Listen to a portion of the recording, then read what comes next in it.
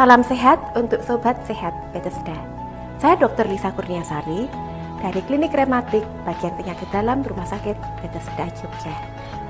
Kali ini kita akan membahas mengenai nyeri sendi yang kronik. Sebetulnya apa itu nyeri sendi yang kronik? Jadi nyeri sendi yang kronik merupakan suatu nyeri sendi yang dialami selama 6 minggu atau lebih. Jadi kalau nyeri sendi hanya baru 1 hari, baru 2 hari, itu belum bisa kita golongkan sebagai kronik. Kronik itu merupakan istilah medis untuk gangguan yang terjadi dalam jangka waktu yang lama. Ini seperti kita akan menjawab pertanyaan yang ada di YouTube kemarin. Jadi, dokter, kenapa kita itu sudah mengkonsumsi obat-obatan anti nyeri, anti radang dalam jangka waktu yang lama, tapi kok tangan-tangan saya masih nyeri, bahu saya masih nyeri, apa yang harus saya lakukan? Itu pertanyaannya ya kemarin ya. Jadi gini, nyeri sendi itu ada yang akut dan ada yang kronik. Kalau kronik yang lebih dari 6 minggu, itu memang perlu evaluasi oleh dokter karena penyebabnya macam-macam. Dan yang perlu kita perhatikan bahwa orang yang mengalami nyeri sendi kronik ini, kalau tidak diobati, hati-hati bisa menimbulkan kecacatan di kemudian hari. Jadi semakin awal kita atasi gangguan itu, maka hasilnya akan jauh lebih baik.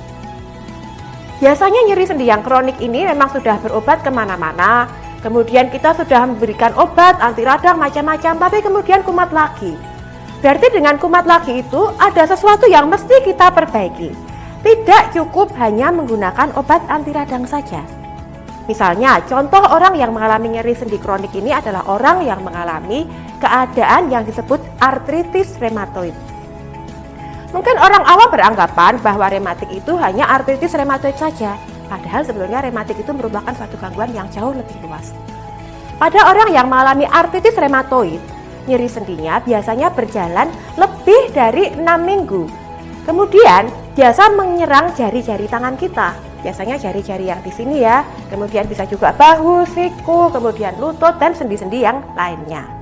Biasanya itu terjadi pada pagi hari keakuannya dan langsung lebih lama dibandingkan dengan nyeri sendi pada orang yang mengalami pengapuran. Pada orang yang mengalami artritis rheumatoid ini, penanganan secara lebih dini tentu saja akan lebih baik karena artritis rheumatoid ini apabila dibiarkan saja akan mengganggu sendi, akan merusak sendi tersebut.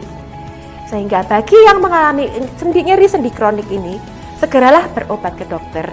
Kemudian kita akan memeriksa serologi untuk melihat apakah ada gangguan-gangguan dari autoimun yang ada di tubuh, kemudian apakah sudah ada gangguan dari tulang dan sendi untuk mengetahui lebih lanjut. Dengan demikian, kita akan dapat mencegah gangguan-gangguan yang akan terjadi lebih lanjut lagi. Demikian para Sobat Sehat Bethesda, semoga selalu sehat, nyeri sendinya teratasi, dan kita tetap bersemangat.